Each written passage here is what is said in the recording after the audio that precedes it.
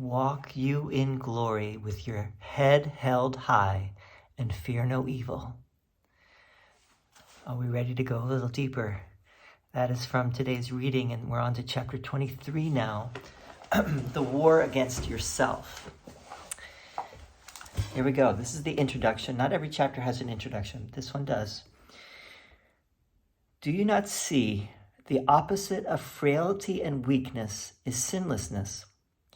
Innocence is strength, and nothing else is strong. The sinless cannot fear, for sin of any kind is weakness. The show of strength attack would use to cover frailty conceals it not, for how can the unreal be hidden? No one is strong who has an enemy, and no one can attack unless he thinks he has. Belief in enemies is therefore the belief in weakness, and what is weak is not the will of God. Being opposed to it, it is God's, quote, enemy, unquote. And God is feared as an opposing will. How strange indeed becomes this war against yourself. You will believe that everything you use for sin can hurt you and become your enemy. And you will fight against it and try to weaken it because of this, and you will think that you succeeded and attack again. It is as certain you will fear what you attack as it is sure that you will love what you perceive as sinless. He walks in peace who travels sinlessly along the way love shows him. For love walks with him there, protecting him from fear, and he will see only the sinless who cannot attack. Walk you in glory with your head held high and fear no evil. The innocent are safe because they share their innocence. Nothing they see is harmful, for their awareness of the truth releases everything from the illusion of harmfulness. And what seemed harmful now stands shining in their innocence, released from sin and fear, and happily returned to love. They share the strength of love because they looked on innocence, and every error disappeared because they saw it not. Who looks for glory finds it where it is. Where could it be but in the innocent? Let not the little interferers pull you to littleness. There can be no attraction of guilt in innocence. Think what a happy world you walk with truth beside you. Do not give up this world of freedom for a little sigh of seeming sin, nor for a tiny stirring of guilt's attraction. Would you, for all these meaningless distractions, lay heaven aside? Your destiny and purpose are far beyond them, in the clean place where littleness does not exist. Your purpose is at variance with littleness of any kind, and so it is at variance with sin. Let us not let littleness lead God's Son into temptation. His glory is beyond it, measureless and timeless as eternity. Do not let time intrude upon your sight of him. Leave him not frightened and alone in his temptation, but help him rise above it and perceive the light of which he is a part. Your innocence will light the way to his, and so is yours protected and kept in your awareness. For who can know his glory and perceive the little and the weak about him? Who can walk trembling in a fearful world and realize that heaven's glory shines on him? Nothing around you but is part of you. Look on it lovingly and see the light of heaven in it. So will you come to understand all that is given you. In kind forgiveness will the world sparkle and shine, and everything you once thought sinful now will be reinterpreted as part of heaven. How beautiful it is to walk clean and redeemed and happy through a world in bitter need of the redemption that your innocence bestows upon it. What can you value more than this? For here is your salvation and your freedom, and it must be complete if you would recognize it. That last paragraph there was such a perfect summation of everything. Maybe we'll read it again in a moment, but clearly this is the introduction to this chapter, the war against yourself. Jesus starts by saying, you have no enemies. He says, no one is strong who has an enemy, and no one can attack unless he thinks he has. Belief in enemies is therefore the belief in weakness, and what is weak is not the will of God. Being opposed to it, it is God's quote-unquote enemy, and God is feared as an opposing will. You have no enemies. If you have enemies, it is because you have chosen littleness. And Jesus is here juxtaposing littleness against glory. There's the littleness that we have chosen in choosing the ego, and there's the glory that is our true nature that we are not completely aware of yet. We're warming up to the idea, but we're not quite there yet. But we're close. Jesus keeps saying we're close. Actually, and this course will bring us that much closer if we pay careful attention to it, and we don't keep resisting it. This is a very profound teaching. This is not. This is like what we all really need to hear, and if we really listen to it, it could change everything. It could be a complete game changer. But the problem is that we just like when someone tries to tell us something that might help us, we push it away. Partly because we don't want to be, we don't want anyone telling us what to do, and we don't want to be talked down to. Jesus is not really talking down to us here. He's just sharing what he knows. If you feel that it's like being talked down to, then in a way that's your problem. It's not his problem. But I think the course works partly because it's not an actual person, and in fact, you could understand Jesus as just love. Jesus is love, and love is taking the form of Jesus in order to get this message across. And the message, in a way, Jesus is the one giving it, because he is using some of the teachings in the Gospels to make his point. Because what Jesus said in the Gospels was so earth-shaking. It was something you might say that was very new. I'm sure there's a debate about this, about how new these teachings were. If there was anything that was really new, or maybe it was all could be found in the older sources, the Jewish and other sources. But I think there were some things that he said that were new. For example, in the Gospels, Gospel of John. The Gospel of John is obviously the most mystical and profound, I would say, gospel of all the four Gospels. Jesus says, I'm going to give you a new commandment. He says this to his disciples. I'm going to give you a new commandment. Love one another as I have loved you. Now it goes a little deeper than to say love one another, right? Love one another. Because if loving one another, you could love, but you could love from an ego. It could be our version of love, which is generally ego-driven, right? But if you say love one another as I have loved you, and if Jesus represents unconditional love, then he's saying love one another with unconditional love, and that's a whole different thing, and that means each and every person, each and every seemingly separate thing. Nothing is really separate from us. That's one of the main messages here. Let's read this. Let's read this one part here, which I think is really. Oh, well, it's the last paragraph. So let's read this last paragraph for a moment. Nothing around you but is part of you. Everything is part of you. There is nothing that is not part of you. We are all part and parcel, equal parts and parcel of the sonship, what Jesus calls the sonship. We are all part of this one Son of God. Jesus is not the only Son of God. He is the one. He is that part of the sonship that remembered his perfect identity with God.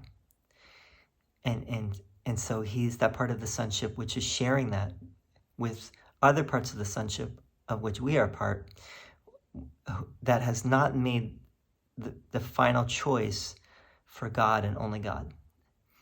And that's the only difference between Jesus and us it's, he says, the only difference between me and you is in time. I'm a little further ahead of you, but time does not exist. Time is unreal. So there really is no difference between us. You are the one Son of God, just as I am. Nothing around you but is part of you. Everything is you, part of you. Look on it lovingly and see the light of heaven in it. Because if it's you, then why would you not love yourself, right? Of course, many people don't. And that's, therein lies the problem, is that we don't fully love ourselves. If we don't love ourselves unconditionally, how can we love anything else? And if we don't love others unconditionally, we cannot love ourselves. It goes both ways. In kind forgiveness. Look on it lovingly and see the light of heaven in it. So will you come to understand all that is given you. By doing that, you will understand everything. In kind forgiveness will the world sparkle and shine, and everything you once thought sinful now will be reinterpreted as part of heaven. So there's a reinterpretation going on here, where we reinterpret everything in light of the Holy Spirit's vision, which is, again, it's the same as Jesus, which is we see everything without any judgment. Everything is without sin, without guilt. There are no enemies. There are only our brethren, right? Our equal parts that share the same, that share and equal with us as all parts of the sonship. In kind forgiveness will the world sparkle and shine, and everything you once thought sinful now will be reinterpreted as part of heaven. How beautiful it is to walk clean and redeemed and happy through a world in bitter need of the redemption that your innocence bestows upon it. Innocence meaning sinlessness. There is no, where you recognize there's no sin. There's no sin out there. There's no sin in here. There's no sin within me. There's no sin outside of me. Everyone is, the sin is really a charade. Sin is an illusion that we have all bought into. The idea that there are, going beyond all moral categories, good and bad, right and wrong, evil and good. I said good and bad, but that some people are evil, and that and that there are some things that are tragic and evil and horrible and whatever it might be. But the reality is that Jesus is sharing is that there's something that transcends all of that. That is all part of this illusion. That is part of the ego's thought system that has essentially created the world of duality as we understand it, as a way to hide from God. And in doing that, God has to be the enemy. So it's not like, well, where is God? What happened to God? Where is God? If God created the world, where is God? It's more, why is any of us hiding from God? Because God is still there. It is we that have denied God and essentially thrown God out the window in order to hide from God. In order to, because we think that God, Jesus says at one point in the Course, we have made God an unloving father. And in doing so, we think God is going to punish us. But the opposite is true. God loves us just as much as ever, because that's what love is. Love is eternal, and love is just waiting for us to return, right? With open arms, love is waiting.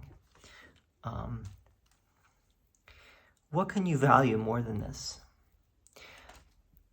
We value so much more than this, actually.